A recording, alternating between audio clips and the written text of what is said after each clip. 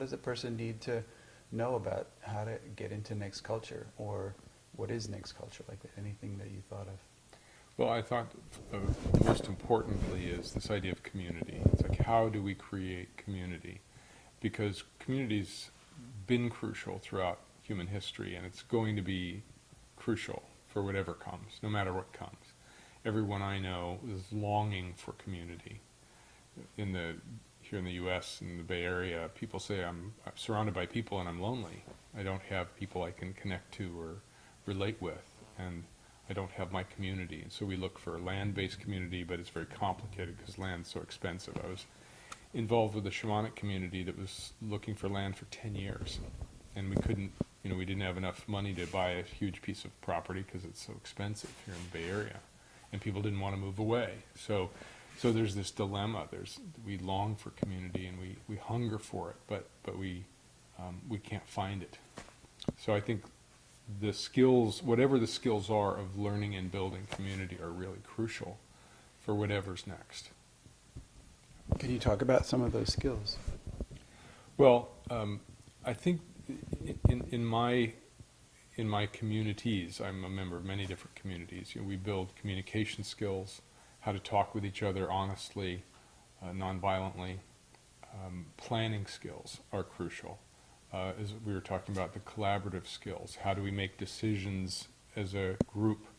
That's really important, and it's not well known. There are hierarchical communities, as we were talking about, where the guru or the leader makes the decisions and they go downward, and those can work. But cooperative and collaborative communities are more difficult. I know people who've lived in some communities for 20 years, so there are successful models out there.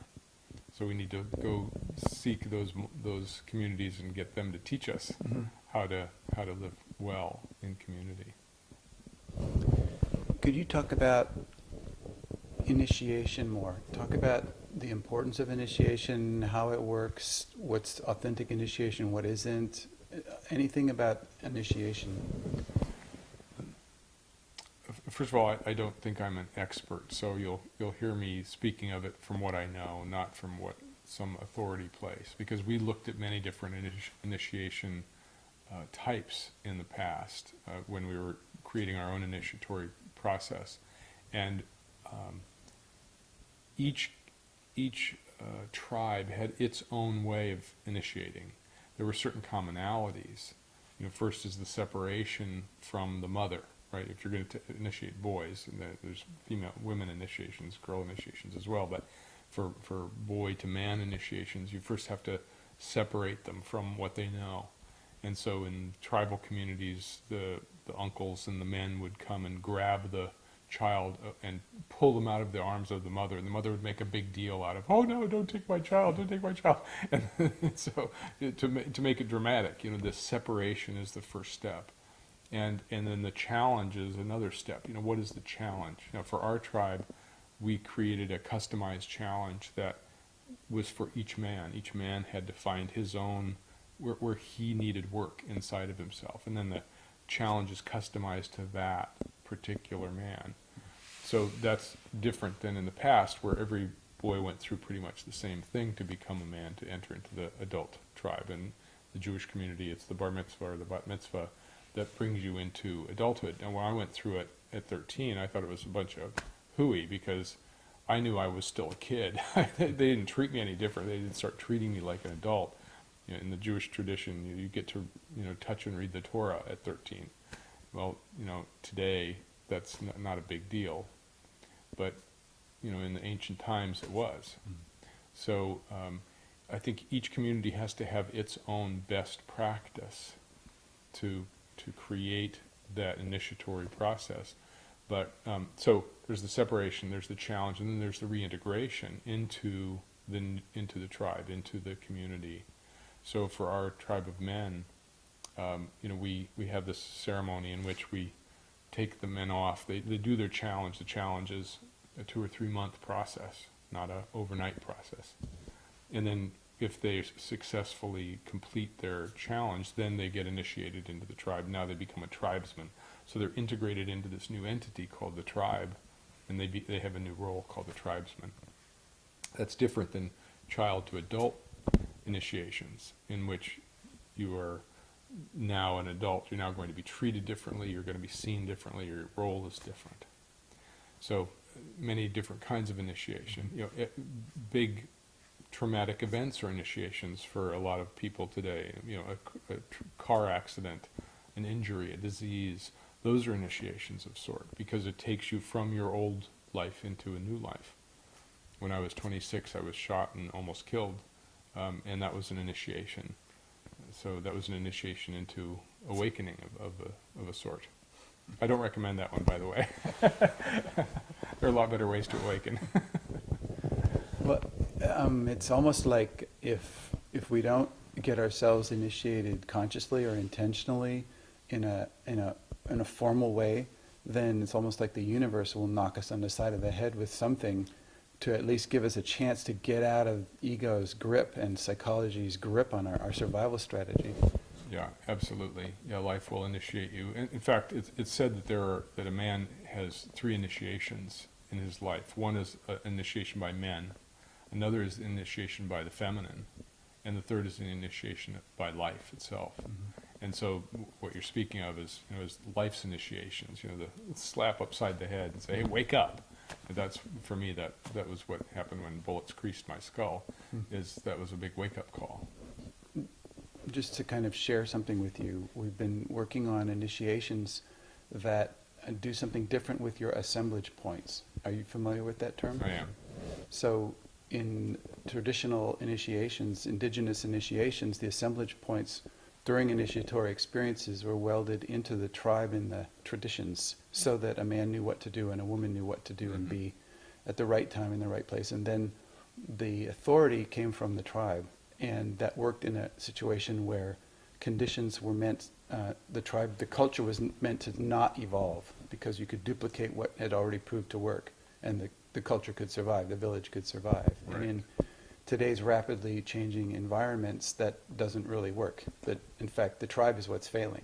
The government and the institutions that are hierarchical and taken over by power-hungry people are actually failing, and they're not creating a bright future for humanity. Right. And so the kind of initiation needed now, modern culture has no initiation, and next culture needs initiations that take the assemblage points and actually anchor them to a person's center. And in that kind of initiation, we don't look outside of ourselves for authority anymore.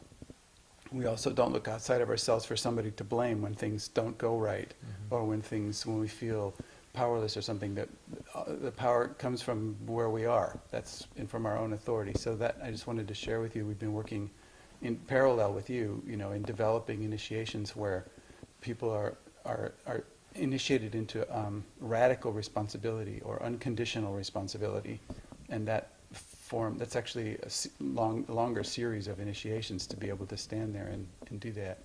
But right, and I think this idea of self-empowerment is what you're talking about, is crucial to my work as well. It's like, how do you transmit tools and techniques to another person so that they can take full responsibility for their own process, for their own therapy, for example. Like, I teach people how to clear beliefs from the past so that they can clear their own beliefs when they come up, when they pop up, and they go, "Oh, I don't need that anymore, I can clear it." So the tools are in our hands.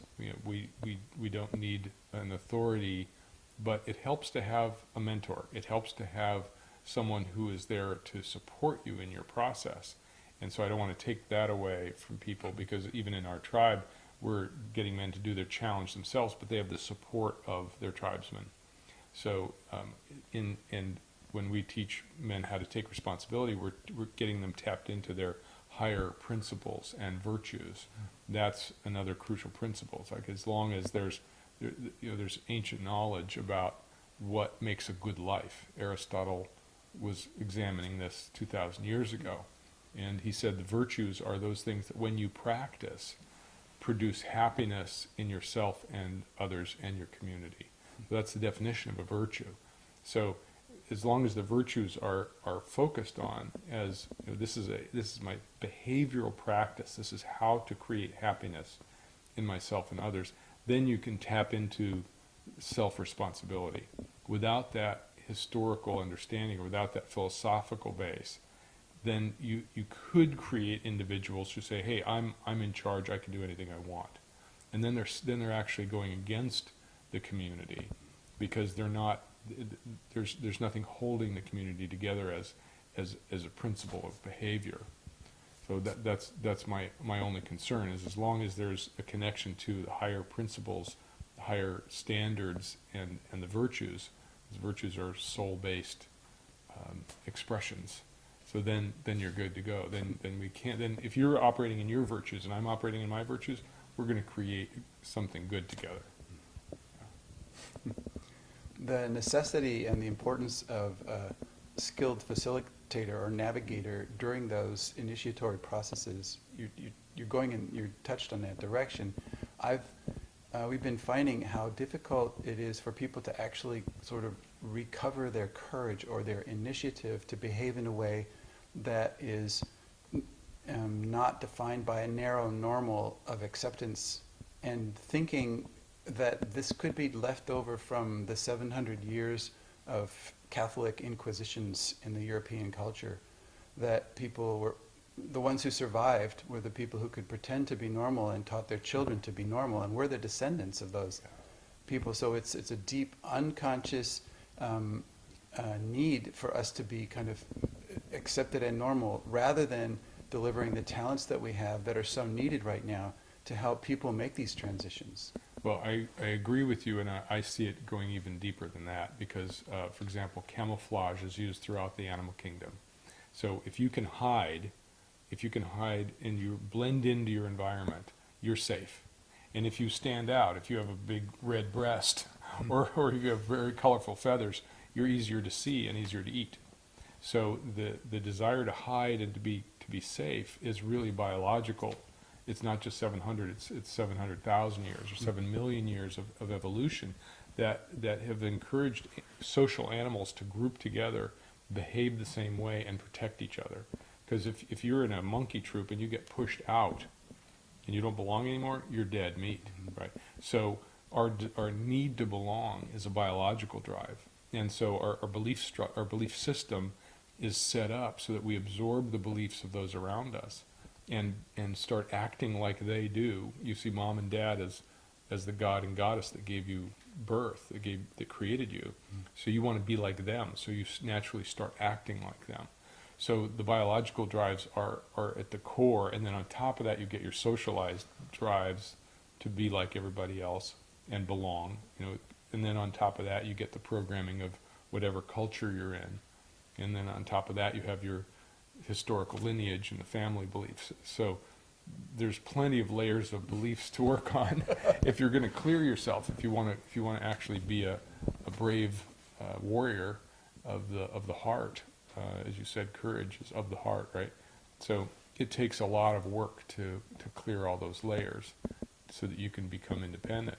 Now at the same time we have this drive to belong and to be stable and secure. We also have this drive toward novelty and trying something new. And those are always at war in us. Oh, look over there, that looks really interesting. Yeah, but I have to stay close to home. And you can see this in infants. When they're safe, when they feel safe in the mother's arms, then they can go out and begin exploring. And then when they get a little shaky, they run back into mother's arms.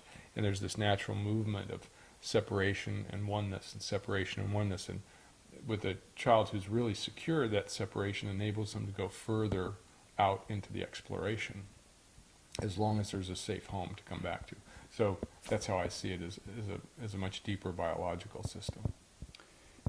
Holding this safe home to come back to while a person is in a deep transitional process of taking a belief that one thought was actuality or reality and having it vanish into what becomes a delusion or an illusion. That fading out process is kind of shaky, and having a safe place to come home to, even though it's not defined yet perhaps, I see as a shamanic role. And you mentioned that you were connected or in community, shamanic type community, and I'm thinking that's the role that we need right now. That's the role we need, a modern form of shamanism. The word shaman is so charged with bizarre connotations that I hesitate to use it. but we don't have a replacement word. I use the word space holder or navigator Mhm. to mean that. That's good. So, but still, how, I think there are many more people capable of becoming and serving as navigators, space holders, than are presently stepping into the role. I think we need, as things fall apart, as population drops off, as systems fail, as oil disappears and resources vanish into the hands of the elite used for whatever purposes, we need the shaman. So how do we get the shamans back alive and online and working? Yeah, well, our modern shamans are therapists and coaches, right? So coaching is blossomed as a profession, and I see coaching as a shamanic practice, guiding a person from here to here. In fact, the word coach in fairy tale days is a vehicle that takes a very important person from one place to another, right? To the ball, getting the coach, and we'll take you to the ball. So coaches take people, from here to there, and therapists have been sort of a very strict tradition of how to do that. Coaches are broader in their ability. That's where I see the modern shamans. We call them coaches. But I think you're right. I think anybody who's made the transition needs to then reach back and help other people on the path, moving from here to there. Mm-hmm. What you just described is like a bridge almost, a bridge Mm-hmm. between modern culture and next culture. Can you talk about more elements of going across a bridge like that? Wherever you are, you have what you have. This is the reality, and then you have the dream of where you want to go. So there's a tension between where you are and where you want to go, and that tension is like a rubber band, and depending on where you put your attention, which has the same root, meaning tendare, or to stretch, will determine where the tension resolves. So if you put your focus on your dream, if you put more attention on your dream than your reality will move toward your dream to resolve. What most people do is that they stretch toward a dream and they say, well, I want to take a vacation around the world, and they put more attention on the reality, and they say, well, I don't have enough money, and I don't really have enough time, and I don't know how to do that, and nobody I know has ever done that, and so I think I'll stay home.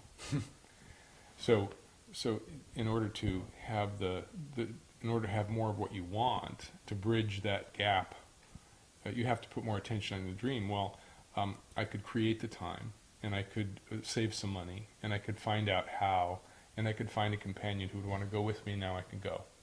So that's how I see this bridging is there's a tension between where we are and where we're going, and we have to resolve it.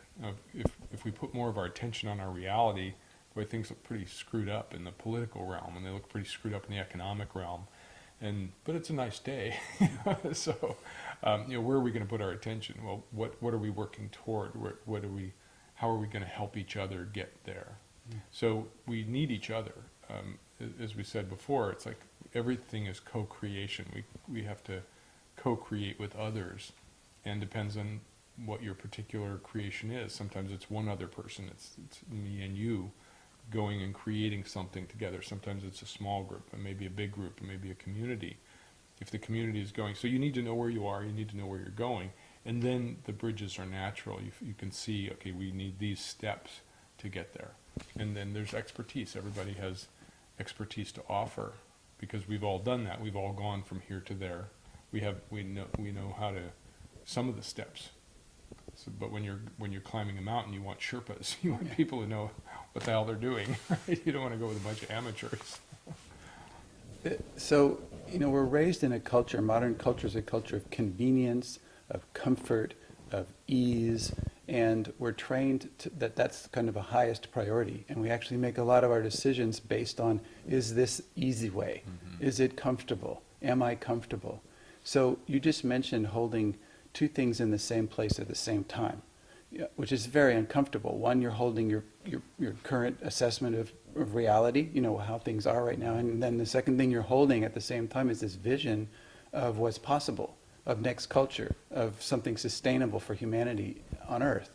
So holding both of those in myself at the same time is extremely uncomfortable. And that tension is there. It's just so how do people adapt to living a life of tension without feeling victimized or something? Well, that's a good question. You look around at other cultures, look at a place like Iraq, where their world has been turned upside down, and the violence of their community they've just been shredded, right? And this is true about most third world countries right now. So those people are living in tension every day, and we have made a very comfortable culture, as you said. But as the earth changes, it's going to get more and more uncomfortable. So the discomfort will grow, and my advice is get used to it because it's going to get worse. It's going to get worse before it gets better, and it'll either get worse very quickly all at once, or it'll get worse incrementally. My first teacher said, the worst thing that could happen is that we'll just keep getting worse and worse and worse, slowly and incrementally, and people will just get used to it. So yeah, tension. Everybody has tension in their life. They don't have what they want. They want comfort, but they don't have comfort all the time. That's a sort of tension. They want happiness, but they don't have happiness. They want a new car, but they can't afford it. So there's always tension, and it's just part of life. It's just part of this embodiment. So if you want comfort, good luck. Enjoy yourself. Have a good time. See you on the other side, maybe. But to me, my whole life's been about growth and development and opening and expanding and looking and exploring. That's the kind of guy I am. So I can't relate very well to people who want to just stay in their little hidey hole and be the same all the time. This paradigm shift from modern culture, like kind of the rat on the wheel, or trying to get through the maze or trying to get successful or something. This is a survival life, and part of the paradigm shift is shifting from survival to living. And could you speak about that? I mean, for one, how does one even get accustomed to living without the adrenaline tension rush, the adrenaline pressure that modern cultural survival, you wake up in the morning, do I have enough money to live?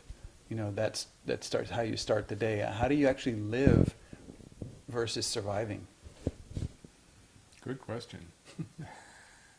Well, people get their adrenaline rushes from movies. I was with the movies last night. The previews are like, big explosions and car chases and killing and and like this is, to the mind, this is reality. The brain does not distinguish between reality and image coming in, and so people sit in their chairs in the movie theater and they get experientially, they experience the trauma and drama on the screen, and then they walk out and they go, "Whew, that was a rush." They find out that they're actually safe in the world. And so it's a way of adrenalating the brain and the body. It's like, that's where I get my thrills and kicks. Or people do it through addiction. I'm going to go get sex again tonight, or I'm going to go get drugs again tonight, or drink tonight, or or drive fast. So, or in the gangs, it's like, let's go kill somebody. So people are doing it themselves, and then the entertainment industry is providing us with great opportunities. I'm not sure about the impact on that. I mean, it may make us a safer society because people are experiencing their adrenaline rushes in the movie theater and not in their daily lives. That might be a good thing. I don't know. I can't tell. I think what it can do, though, is it can make people passive in their lives when there is so much that needs to be done. So, the news overwhelms us with how much bad there is, how much grief there is in the world. And people care, caring response comes up, and then what do they do with that? Well, I may sign sign something to voice my opinion, or I might call my congressman, or I might vote, or I might not do any of those things, or I might write a letter to the editor. There's a great book by James Hillman called "We've Had 100 Years of Psychotherapy and Things Are Getting Worse," and the idea is that we've looked inside ourselves so much for things like depression. We've forgotten that the world makes us depressed, that there's actually really bad things happening in the world, and that's a problem.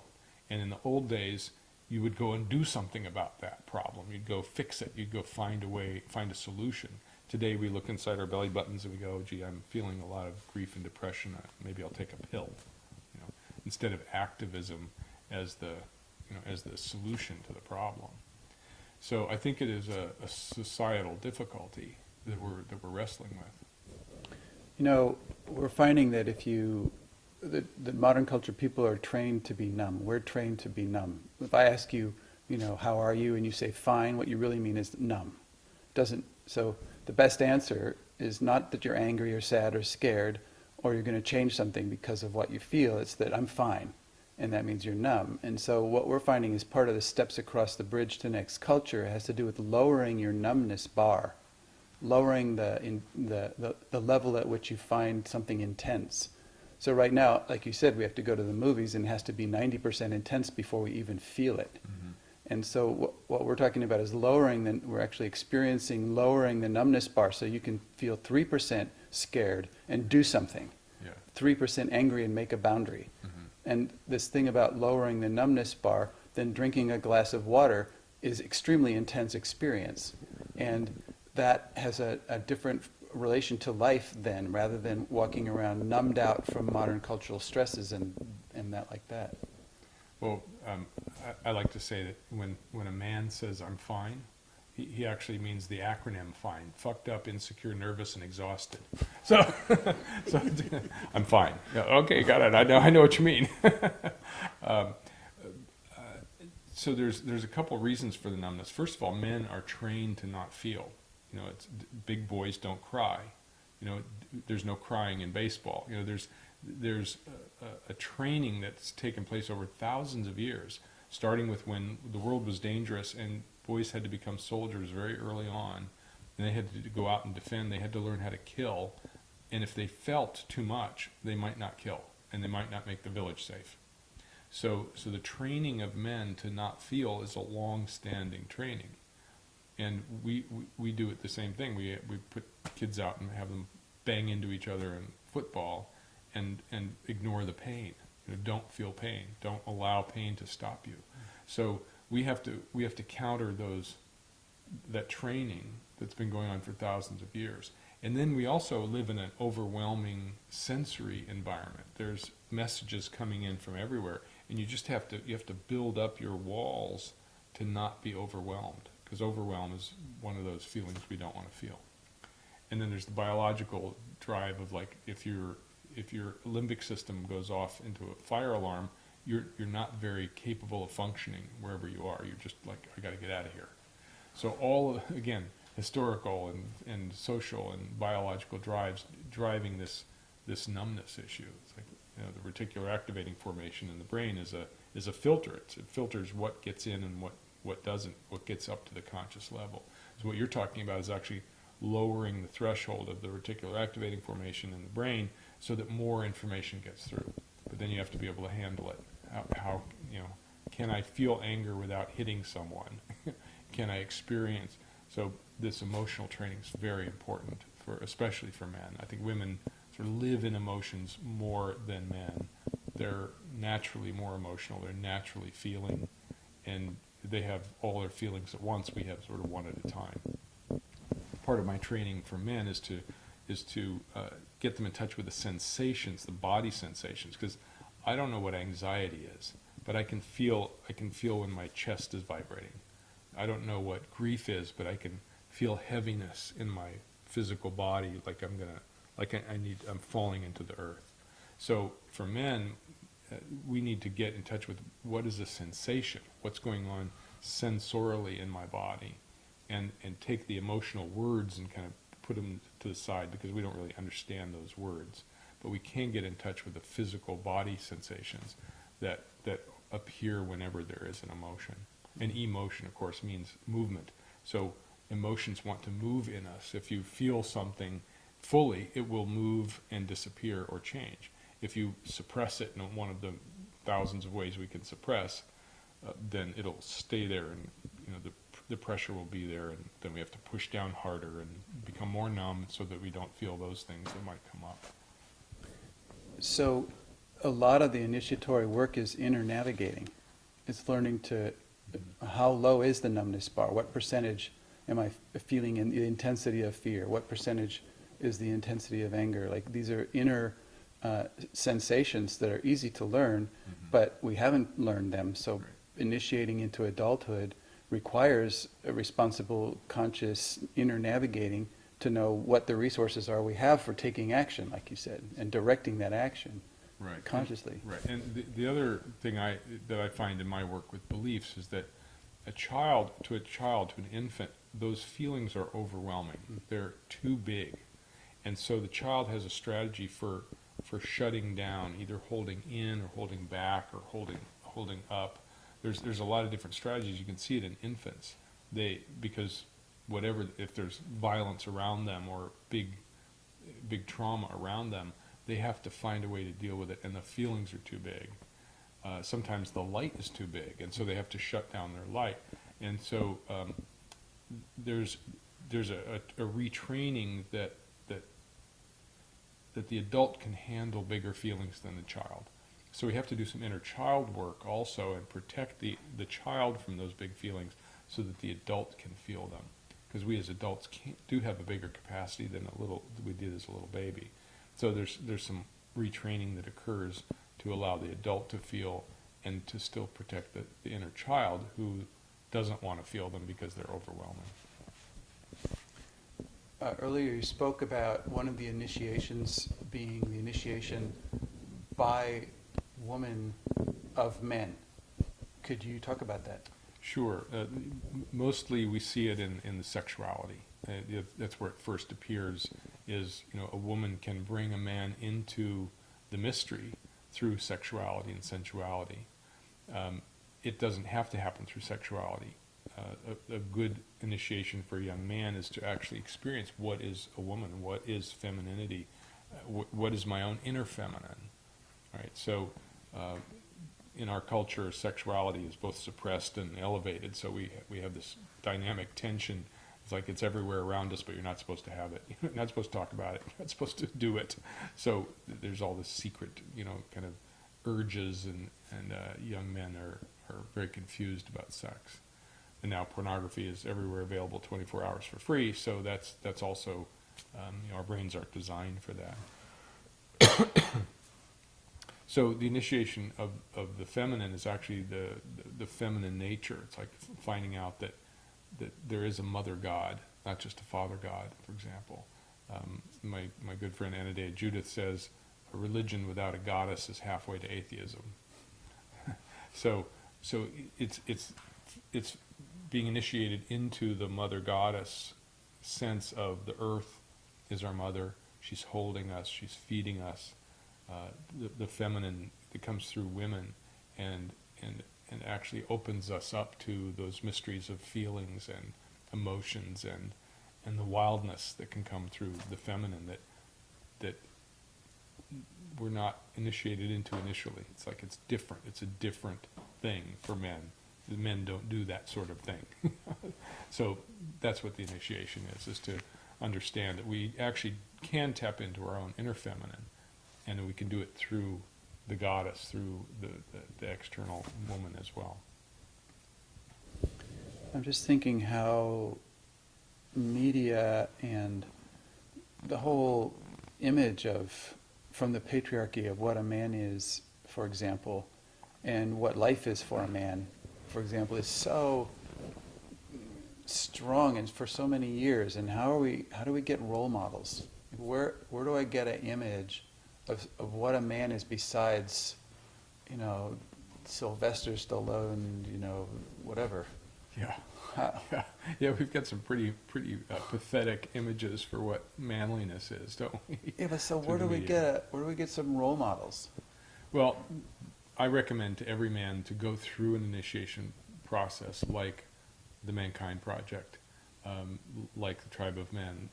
Men who are exploring and finding out what manhood is. There's plenty of resources if you reach out, but it does take a conscious exploration and a conscious willingness to go and find that new model. So it's out there. There's 100 books on men's work, and there's 100 organizations that are working with men, but it doesn't come through the mass media very often. You know, who came to mind was Mr. Rogers. Mr. Rogers was this brilliant, kind man who loved children and who brought children into a safe place. So he was a very soft man, but he had great courage and great brilliance. A man I knew who knew him said he was one of the smartest people he'd ever met. So here's this PhD who's talking to children at their level. You know, that's a great example of courage in a man that we don't think of normally when we think of manliness. And there's 100 examples. Mm-hmm. Gandhi, you know, Martin Luther King. So these are men who are models of great courage that's different than Rambo. Yeah, I mean, you know, just mentioning Martin Luther King or Gandhi, you know, their lives ended suddenly from assassination. Mm-hmm. And so be a good man and get assassinated. I mean, the message isn't, it isn't so encouraging. Yeah, that's right. Or be a guy like all those other guys and die of a heart attack, miserable and depressed. Take your choice. I mean, people don't even come to that question. You know what I mean? It's like so far beyond an ordinary kind of consideration to even think about that choice. Yeah, well, that's why it's important to wake up now, Mm. because there isn't time. There is no time to waste. Like, wake the fuck up. Can you say more about that? Wake the fuck up. You know, the world's in crisis.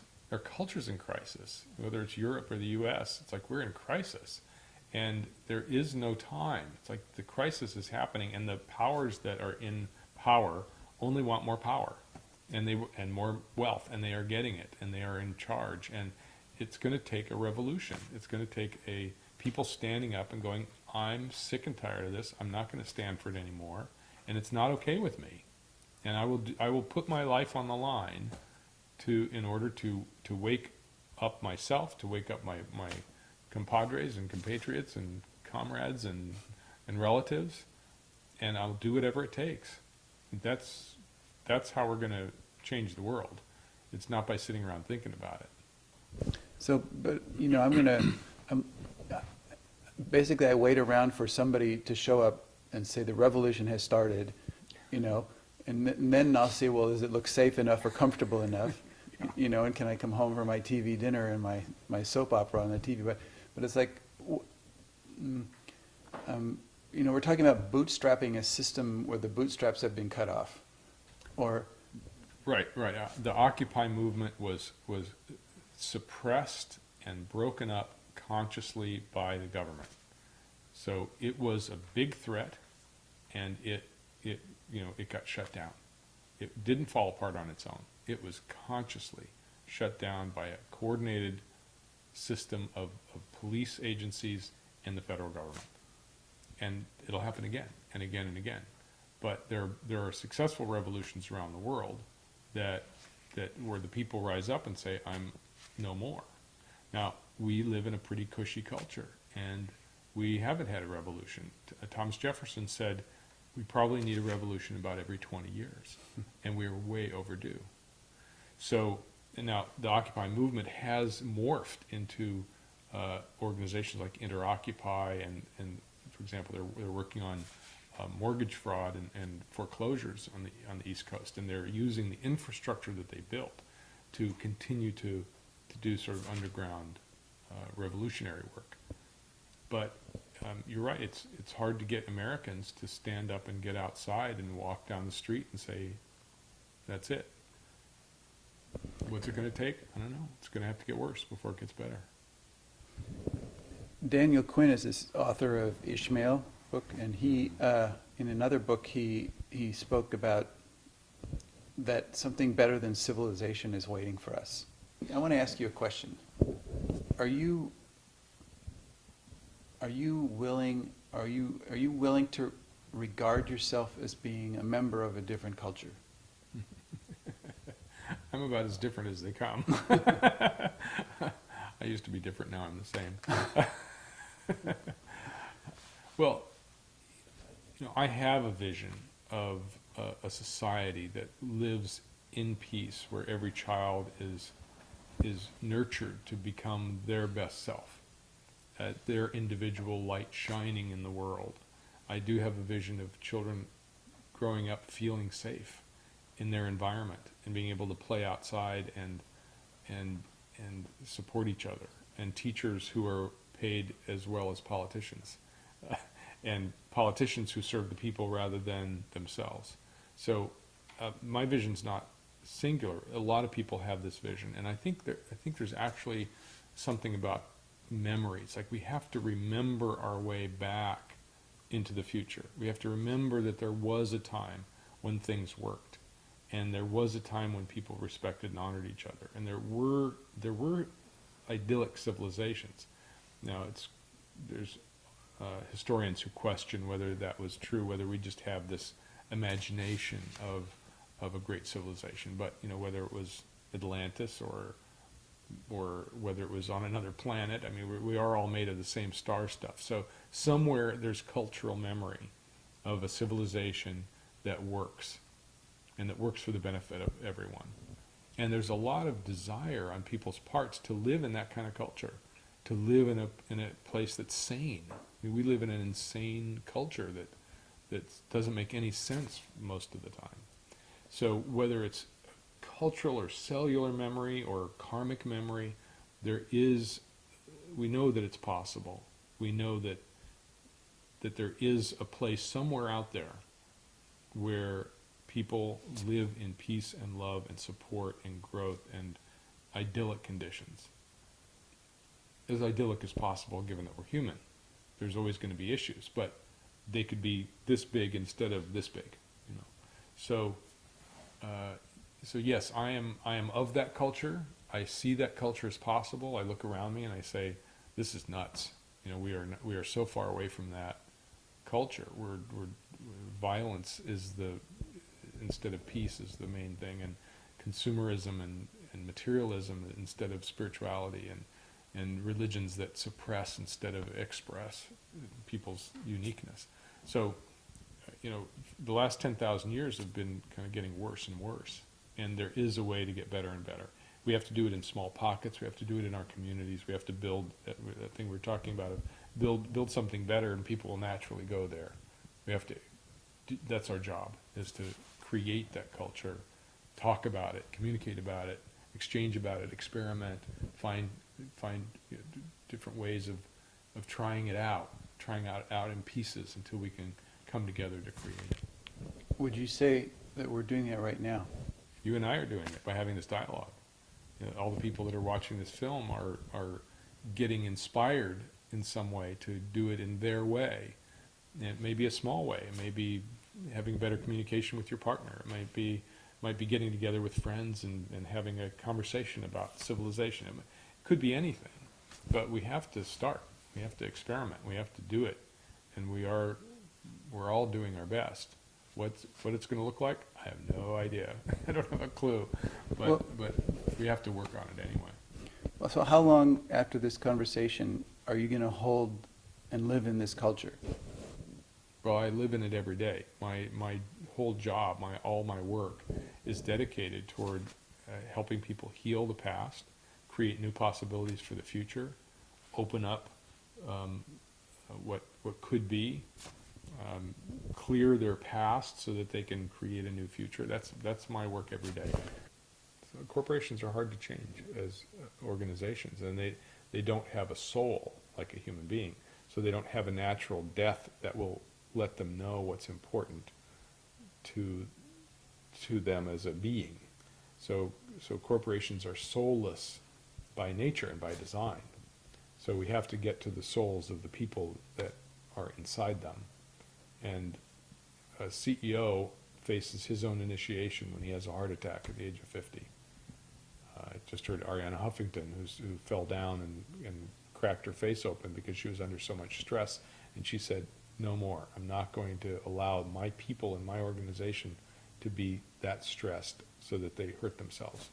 and she changed Huffington Post to be a company that pays attention to stress and doesn't let people get overstressed. So every person faces that initiatory challenge, some too late, some on their deathbed. Nobody says on their deathbed, I should have spent more time in the office. That sometimes on their deathbed, a man or a woman will say, I made a mistake. I should have been more conscious. That's when they get theirs. And some people will never get there. But since you can't take your wealth with you after you die, you have to face that point of no return. And so corporations don't have to do that. They live on. It's what makes them so powerful. But maybe they're an evolutionary step. Maybe a corporation is actually an evolution of what humanity is doing next. Maybe it's a new form of beingness. I don't know, but I'm dedicated to working inside corporations and to help them. I'm working on a program called Business as a Spiritual Discipline to pass on this idea that business can be done as a spiritual practice as much as sitting on a mountaintop can be. Can you bring your virtues into your daily life? Can you bring your virtues into your business process? How do you want to relate to your customers? How do you want to relate to your colleagues? How do you want to relate to your environment? It's a place for spiritual practice. You asked about money, and can we live without money? Can a community thrive without money? Money is an exchange medium, but it's also an energy. So it's a way of tracking or accounting for energy output. In a small community, in a tribe, you can have a exchange basis, and tribes did this. Tribes, would have usually a gift economy where I'll give you a pair of moccasins, and I know that at some point you'll give me some of the meat that you got, because if we give enough, it will come back to us. So that can be done on a small scale, but tribes then traded with other tribes. We've got an abundance of meat this year, and so we'll give you some meat, and you give us some of your stone that we can turn into arrows. So at that level, exchange has always occurred, and money is a tracking or accounting system for that. So I think that if we could make more sophisticated tracking, if we could have computerized accounting of our gifts that we offer, then there could be more exchange, and you wouldn't need money as a medium. But money is a very convenient medium for doing that tracking. It's sort of a third party that does the accounting for you. So in order to create a world without money, you have to come up with something better, because it's a good system. It's like, okay, you want something better than an iPhone? We'll create it, and people will move from iPhones to whatever's cool, implanted chip in the. So we just go, hello, call mom. You could talk to her this way. So the question is, what would be better than money? Well, if better than money would be a community where everybody contributes what they can, and they get taken care of. That was the original idea of communism, which has never been implemented on this planet, because we also have our human desire. There's always people who are, who take advantage of the system. So you have to account for that. So,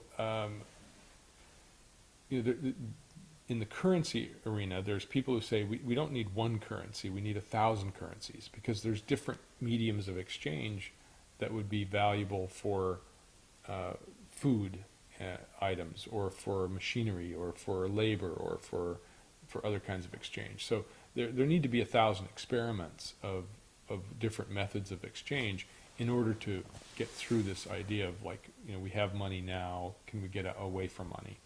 Well, let's have 1,000 kinds of money. Let's have 1,000 experiments and see which one works best. And that's really what's needed right now, and many people are calling for that in the alternative currency arena.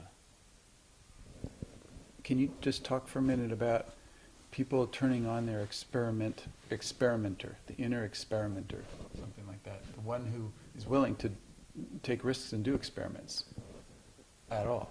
I mean, that was hammered out of us in school. Yeah. How do you get that back? Well, the word courage comes from kur, the heart, right? So we have to find our hearts, find our courage, find our willingness to go out of the bounds of the norm, in